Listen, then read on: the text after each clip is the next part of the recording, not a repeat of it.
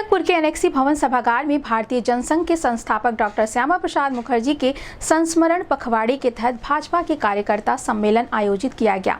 कार्यक्रम की अध्यक्षता भाजपा जिला अध्यक्ष जनार्दन तिवारी ने की। सम्मेलन की शुरुआत डॉक्टर श्यामा प्रसाद मुखर्जी और पंडित दीनदयाल उपाध्याय के चित्र पर पुष्पांजलि तथा वंदे मातरम के साथ हुई। मुख्य अतिथि भाजपा के प्रदेश उपाध्यक्ष व एमएलसी डॉक्टर धर्मेंद्र सिंह ने कहा कि डॉक्टर श्यामा प्रसाद मुखर्जी का जीवन राष्ट्र की एकता और अखंडता के लिए समर्पित था। उन्होंने कहा कि मुखर्जी ने नेहरू सरकार से इस्तीफा देकर नेहरू लियाकत समझौते का विरोध किया और जम्मू कश्मीर की परमिट व्यवस्था के खिलाफ आंदोलन चलाया। उन्होंने यह भी कहा कि अनुच्छेद 370 और 35A हटाकर मोदी सरकार ने डॉक्टर मुखर्जी के सपने को साकार किया है। डॉक्टर धर्मेंद्र सिंह ने केंद्र सरकार की उपलब्धियों का उल्लेख करते हुए कहा कि पिछले 12 वर्षों में देश ने कई बड़े विकास कार्य और ऐतिहासिक उपलब्धियां हासिल की है। वहीं विशिष्ट अतिथि डॉक्टर सत्येंद्र सिन्हा ने कार्यकर्ताओं से डॉक्टर मुखर्जी के जीवन से प्रेरणा लेकर राष्ट्र प्रथम की भावना के साथ कार्य करने और विपक्ष के कथित भ्रम फैलाने वाले प्रचार से सतर्क रहने की अपील की।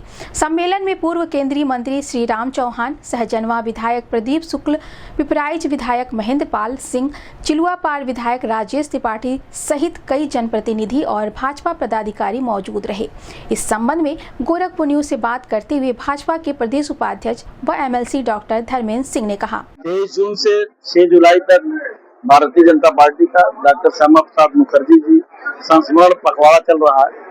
उसी के अंतर्गत गोरखपुर जिले का एक कार्यकर्ता सम्मेलन था, जिसमें डॉक्टर श्यामा प्रसाद मुखर्जी जी के कृतित्व और व्यक्तित्व के बारे में यहाँ कार्यकर्ताओं से संवाद हुआ।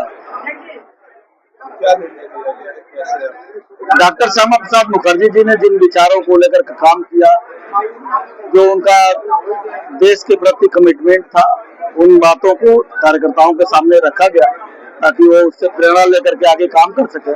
जिस प्रकार से उन्होंने एक देश में 2 विधान, 2 प्रधान, 2 निशान नहीं रह चलेगा, इस पर बलिदान दिया था। डॉक्टर श्यामा प्रसाद मुखर्जी जी का जो सपना था कि देश के अंदर एक विधान, एक निशान, एक प्रधान रहने चाहिए, और उन्होंने आंदोलन 1952 में जाकर किया था, जहां 23 जून 1953 को उनका बलिदान हुआ था।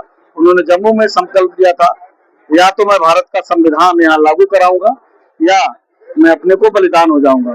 बलिदान तो उनका हो गया, लेकिन आज उन्होंने जो संकल्प लिया था, नरेंद्र मोदी जी की सरकार ने 5 अगस्त 2019 को देश जम्मू कश्मीर से धारा 370 हटा करके डॉक्टर श्यामा प्रसाद मुखर्जी जी के उस संकल्प को पूरा किया और वहां पर भारत का पूरा संविधान लागू हुआ।